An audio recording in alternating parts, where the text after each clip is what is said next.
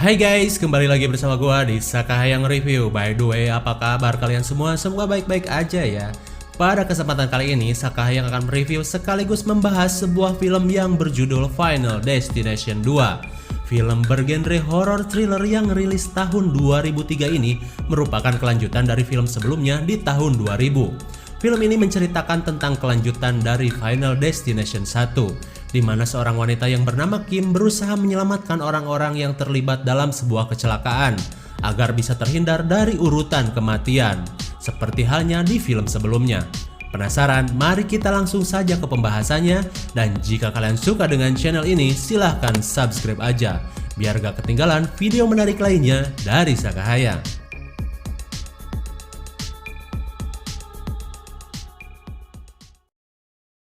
Film ini diawali oleh sebuah berita tentang peringatan 1 tahun sebuah kecelakaan pesawat, yang dimana kejadian itu berada di film Final Destination 1.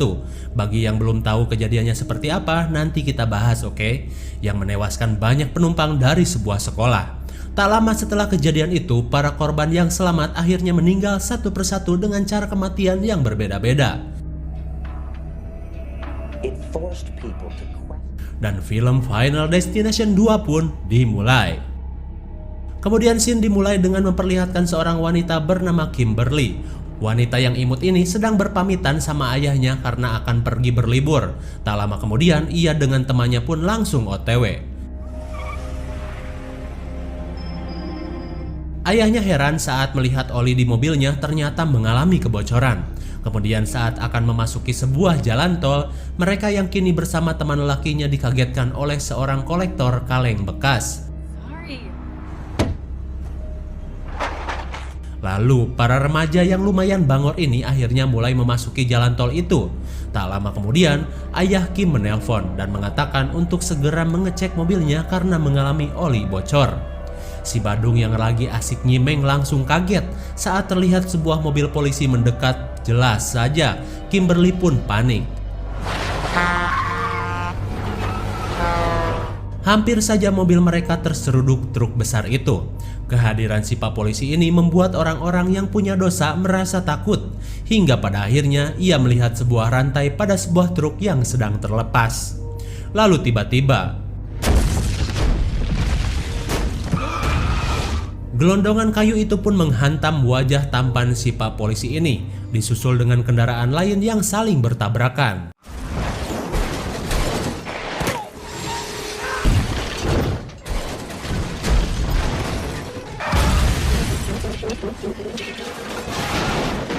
Tapi sebuah van putih yang dikendarai si ibu hamil bisa selamat dalam kejadian itu, karena si ibu-ibu memang raja jalanan. Tapi Kim akhirnya tidak bisa menghindari rentetan kecelakaan itu. Mobil Kim pun gogolepakan dengan ekstrim, tapi ia masih sadar dan bisa melihat pria berambut pirang jadi barbeque di jalanan itu. Lalu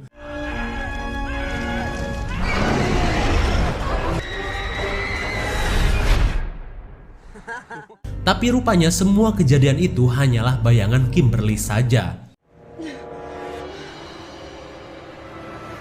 Melihat barang bawaan si kolektor kaleng itu terjatuh, Kimberly yakin bahwa bayangan tadi akan terjadi. Ia pun mengatakan pada teman-temannya bahwa mereka akan mati dalam sebuah kecelakaan, tapi tentu saja mereka tidak mempercayainya.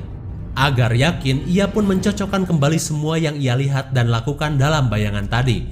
Dimulai dengan sebuah bus sekolah, lalu ia bisa menebak siaran lanjutan dalam radio. Hingga pada akhirnya, Kim menutup jalan yang akan dilalui orang-orang di belakangnya, karena ia yakin mereka semua akan mati dalam kecelakaan seperti dalam bayangannya. Polisi pun mendatangi Kim atas tindakannya itu. Lalu Kim mengatakan bahwa akan ada kecelakaan hebat di jalanan itu, dan tentu saja polisi ini merasa aneh dengan perkataannya. Kemudian orang-orang yang berada di belakang mobilnya mulai kesal dengan gangguan itu. Tak lama kemudian ia melihat truk yang menjadi asal mula kecelakaan itu. Kimberly pun semakin panik dan meminta polisi itu untuk menghentikan mobil tersebut. Lalu tiba-tiba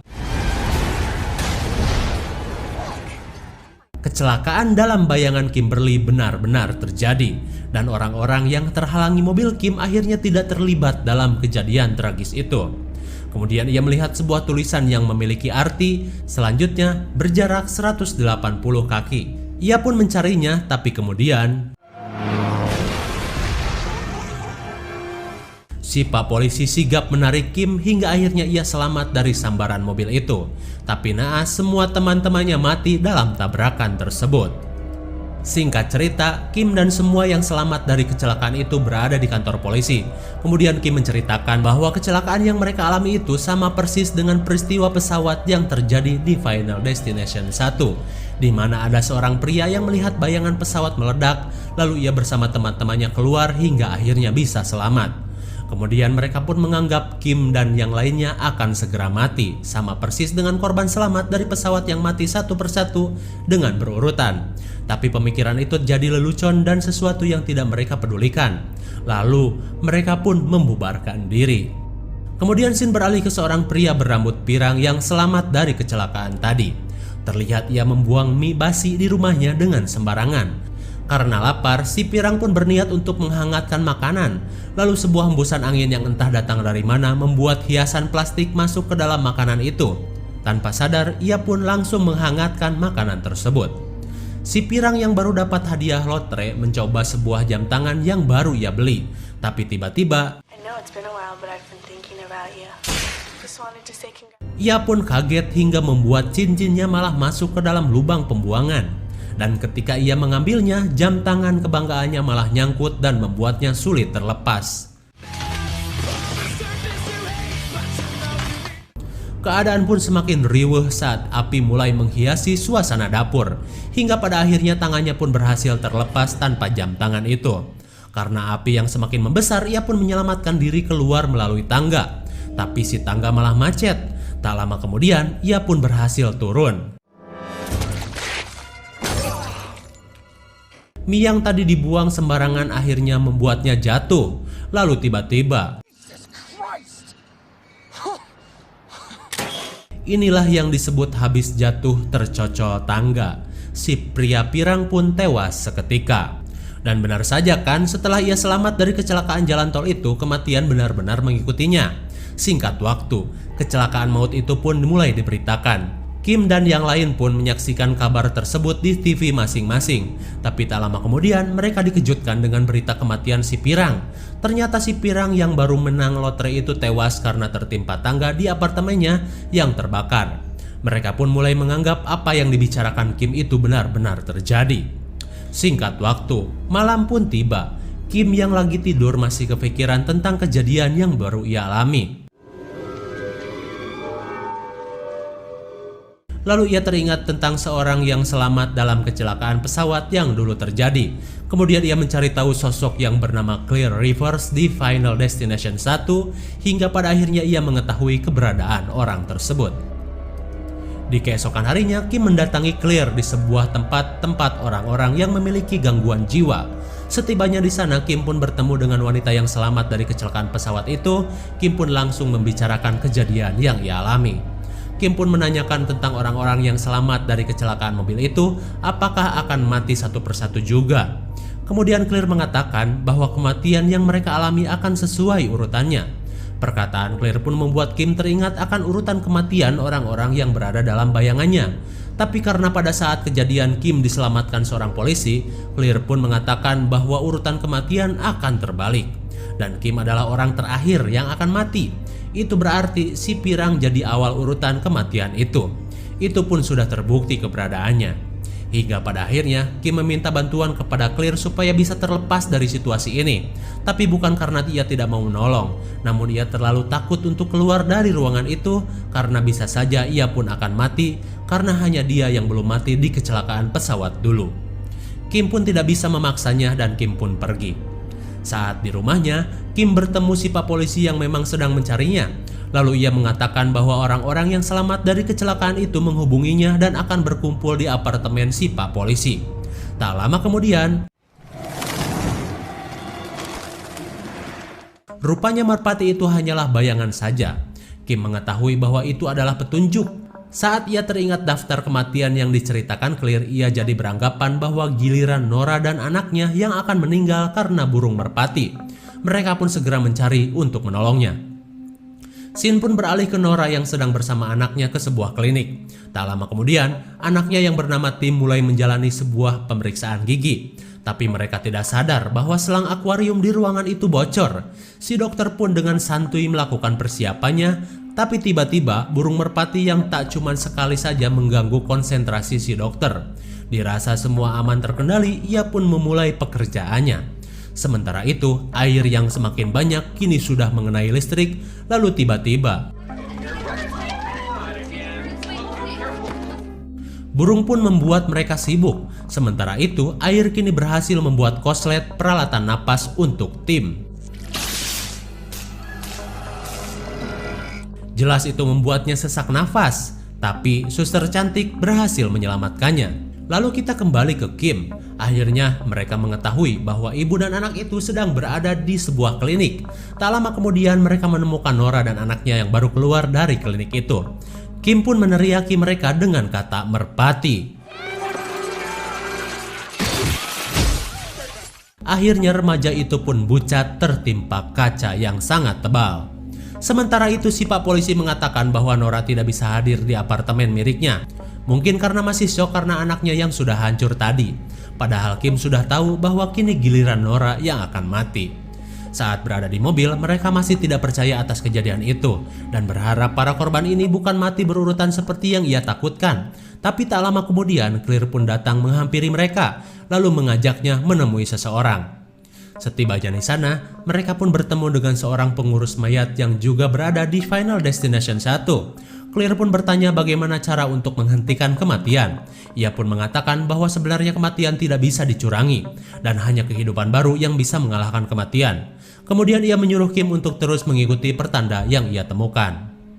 Shin pun kini beralih ke sebuah pom mini. Mereka yang sedang mengisi bensin membicarakan perkataan si pengurus mayat tadi. Tapi tak lama kemudian, bayangan itu sungguh terasa nyata bagi Kim, sampai ia bisa merasakan mulutnya yang dipenuhi air. Kemudian Kim mengatakan seseorang berada di dalam mobil van saat tenggelam. Lalu mereka akhirnya teringat seorang wanita hamil yang mengendarai van putih sewaktu kejadian itu. Kemudian Clear mengatakan mungkin saja jika ia melahirkan bayi, urutan kematian bisa terhapus karena hanya kehidupan baru yang mengalahkan kematian, seperti yang dikatakan si pengurus mayat. Singkat cerita, mereka pun mulai mencari keberadaan wanita itu. Hingga pada akhirnya, mereka berhasil mendapatkan informasi dengan segera meminta bantuan polisi untuk menemukannya. Kemudian Shin beralih ke apartemen si Pak Polisi. Mereka yang sudah berkumpul mulai membicarakan ketakutan yang mereka alami, terutama bagi Nora yang baru kehilangan anaknya. Karena ia menyangka dirinya lah yang akan mati selanjutnya. Karena hanya Kim yang bisa melihat pertanda datangnya kematian, akhirnya mereka menggunakan HP jadul untuk memudahkan mereka mengetahuinya. Tapi si pria berkulit coklat merasa ini semua hanya omong kosong dan tidak mempercayainya. Disusul dengan Nora yang sudah pasrah karena ia tidak memiliki lagi keluarga. Singkat cerita, mereka berdua pun meninggalkan apartemen si Pak Polisi. Sementara itu, si anak gaul berusaha untuk menyimpan barang-barang di tempat itu. Lalu sempat ia takut akan benda-benda yang terlihat begitu menyeramkan. Tak lama kemudian ia melihat sebuah bayangan seperti seorang lelaki dengan pengait dan ia kira itu adalah petunjuk. Dugaannya pun diyakini oleh Clear. Mereka pun segera memberitahu Nora akan petunjuk itu. Lalu saat berada di lift, si laki-laki tua dengan membawa pengait itu seolah bertingkah tengil. Kemudian mereka pun dikejutkan oleh sebuah ringtone khas HP jadul. Saat ia menerima telepon, Nora tidak sadar bahwa pengait itu dekat dengan rambutnya. Nora pun akhirnya mengetahui bahwa lelaki dengan pengait itu akan membuatnya mati. Ia pun panik dan pengait itu langsung nyangkol di rambutnya. Clear dan si wanita karir sontak menolong Nora yang kejepit pintu lift. Akhirnya, mereka berhasil menariknya keluar tapi dengan organ yang berkurang. Dengan kata lain, Nora pun tewas dengan kepala yang putus. Lalu tak lama setelah kejadian itu, si Pak Polisi mendapat laporan bahwa mobil van putih yang mereka cari akhirnya telah ditemukan. Hingga di keesokan harinya, mereka langsung OTW menemui wanita hamil itu. Sementara itu, wanita yang sedang hamil tua ini merasa kesal karena untuk mengamankannya, Pak polisi itu menahannya di penjara. Lalu tiba-tiba wanita itu tidak lama lagi akan melahirkan. Situasi ini membuat polisi yang lagi jaga pun panik. Karena memang tidak ada mobil lagi, akhirnya polisi itu menggunakan mobil van putih untuk membawanya ke rumah sakit. Kemudian scene beralih ke Kim. Mereka yang lagi OTW tidak menyadari bahwa mobil yang mereka kendarai memakai ban murah. Hingga pada akhirnya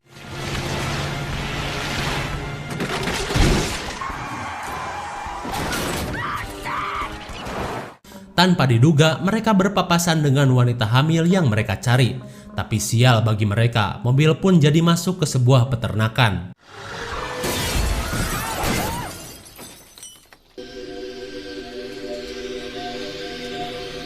Kim dan yang lainnya selamat, tapi tidak dengan si coklat yang terluka di dadanya. Sementara itu, wanita hamil ini memaksa polisi untuk segera mengantarnya daripada menolong Kim dan yang lainnya. Kemudian mereka pun langsung gas menuju rumah sakit.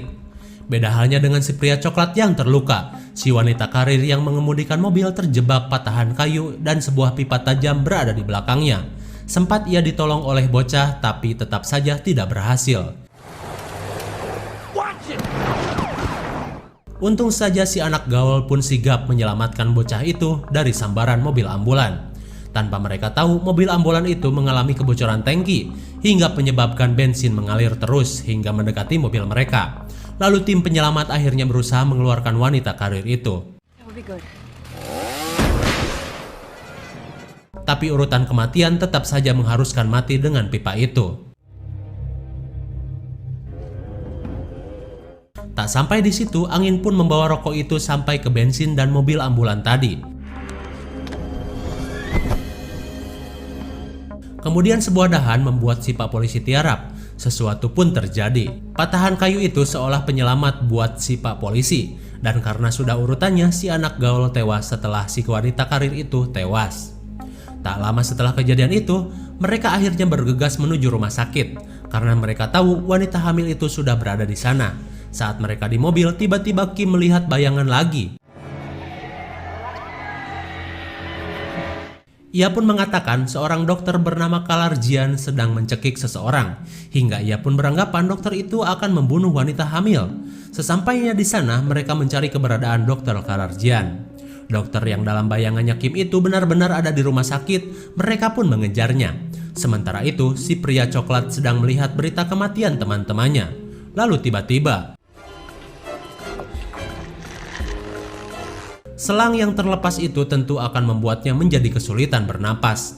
Lalu saat si Pak polisi berhasil menemui dokter, ia pun menyuruh Kim untuk mencari wanita hamil yang sedang melahirkan itu. Sesampainya di sana, wanita itu pun berhasil melahirkan bayinya dengan selamat. Kejadian itu berbarengan dengan si pria coklat yang selamat dari kehabisan oksigen. Akhirnya mereka mengira dengan lahirnya bayi itu, urutan kematian pun terhapuskan. Kabar bahagia ini mereka beritahu kepada Clear. Tapi tiba-tiba Kim melihat bayangan wanita hamil itu tidak mati dalam kecelakaan. Berarti ia tidak masuk dalam urutan kematian. Dan kelahiran bayinya itu pun tidak berarti apa-apa buat mereka. Dengan kata lain, urutan kematian pun belum hilang. Kemudian ia mengingat kembali bayangan siapa yang berada di mobil van putih itu. Menurut Kim, orang yang di dalam van itu tangannya berdarah. Clear pun langsung mengira itu adalah tangan si pria coklat yang sedang dirawat. Ia pun bergegas memeriksanya, dan sesampainya di sana,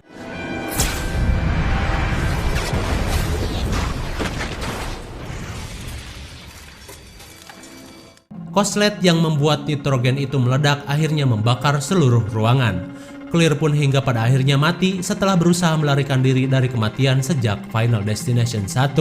Kemudian saat melihat tangannya yang berdarah akibat ledakan itu, Kim pun akhirnya yakin bahwa orang yang berada di van putih itu adalah dirinya. Lalu ia melihat mobil van putih di mana mobil itu adalah sebuah ambulan, bukan mobil van putih milik wanita hamil. Lalu ia teringat sebuah perkataan tentang kehidupan baru bisa mengalahkan kematian. Kim pun berpikir ia harus mati dulu, niatannya sempat ditentang oleh polisi. Tapi sambil nyosor, Kim pun menyuruh Pak polisi untuk segera memanggil dokter Kalarjian. Tak lama kemudian, Kim pun bergegas menuju mobil itu dan langsung tancap gas. Pak polisi yang khawatir langsung nyerepet lari sekuat tenaga menolongnya.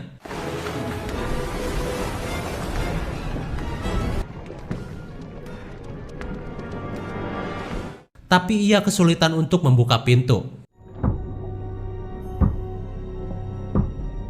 Cuplikan kenangan pun terlihat seperti halnya orang yang akan meninggal. Akhirnya Kim pun kembali hidup. Pak polisi mengatakan bahwa Kim telah mati selama beberapa menit. Itu berarti Kim seperti memiliki kehidupan baru. Akan tetapi urutan kematian sudah selesai hingga semuanya mati seperti dalam bayangannya. Kemudian scene beralih ke sebuah bocah yang diselamatkan anak gaul. Orang tua si bocah itu mengundang mereka untuk makan-makan karena telah menyelamatkan anak mereka dari mobil yang akan menabraknya. Suasana gembira mereka rasakan. Lalu si bocah pun memeriksa panggangannya. Dan akhirnya anak itu tetap mati juga karena ia memang harusnya mati di insiden kemarin. Dan Final Destination 2 pun berakhir. Bagaimana? Sangat menegangkan bukan? Film ini sebenarnya mengisahkan tentang kejadian yang sama persis dengan kecelakaan pesawat yang berada di Final Destination 1. Berada di hari yang sama dan semua korban yang selamat pun mati juga dengan cara yang berbeda-beda. Lalu tokoh Clear yang dari dulu berusaha lari dari kematian akhirnya mati juga di film ini. IMDb untuk film ini adalah 7,5 dan menurut Sakayang cocok diberi nilai 7,9. Karena selain film ini memiliki alur cerita yang bagus dan unik, juga bisa mengecoh penontonnya dari adegan yang sebelumnya bisa ditebak. Dan tiap adegan-adegan gore-nya pun sangat terlihat realistis. Mungkin segini saja review dan pembahasan film Final Destination 2. Jangan lupa like, share, dan subscribe supaya kalian tidak ketinggalan jika ada video baru dari Sakayang. Thanks for watching and see you on next video. Bye-bye.